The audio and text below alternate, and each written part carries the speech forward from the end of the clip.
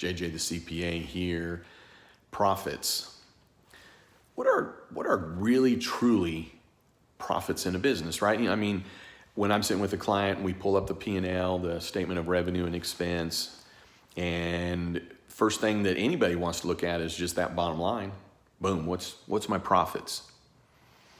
You got to consider all the things that go into that number before you really judge it, right? Because you have most business owners, they look at that bottom line like, or they're excited, or they're like freaking out. But what are the things that go into play? Well, it's all the other numbers that I've been talking about. So of course it's affected by the gross, the cost of goods sold, the overhead expenses. Depends on if it's accrual or cash, right? But profits, that one number. To me, what really defines profits is what you as a business owner can pull out for yourself. That's profits, okay? Because you have a lot of small businesses like, well, I netted 50 grand, and then the number one question I get is, okay, well, why don't I have 50 grand in the bank? So we'll walk through why, but that profit number just doesn't mean anything per se to a small business owner.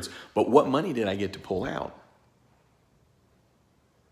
So when you're looking at profits though, I want you to do one thing. Are there things that your business is paying for that another business wouldn't pay for you? Because your profits may be higher than you're thinking, right? So the health insurance on your family, the vehicle, the cell phone, all business expenses, deductible.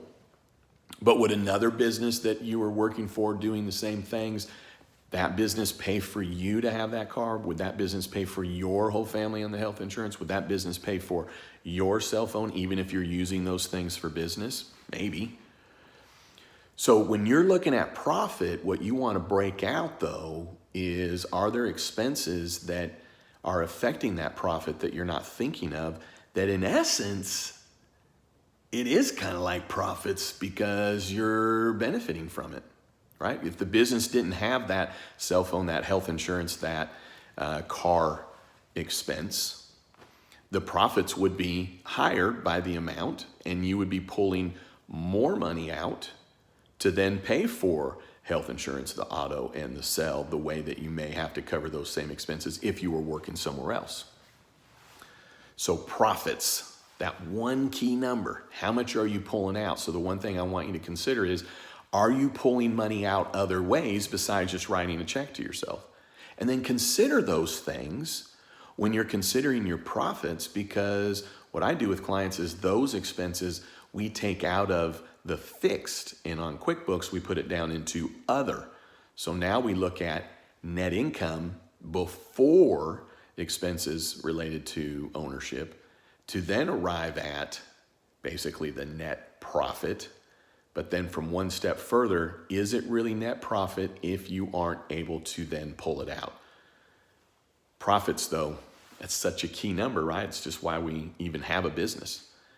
So the only reason I'm really wanting you to think about it is, I want you to feel better about it, or I want you to feel more realistic about it by thinking through what affected that net profit and how much are you actually pulling out, and are you actually pulling dollars out that you hadn't really thought of because they're expenses that are being covered for you, that'll just make you look at profit differently. And that's just the simplicity of numbers, is just looking at a number that I'm putting it on its head, and for you to think about it in a different way.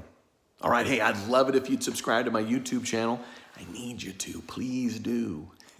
I don't know why I need you to. I'm a numbers guy. It's just fun to see. And if you're getting some value at it, I would just love it if you'd hit that subscribe button. And then, hey, don't you ever forget, you've never met a CPA quite like me.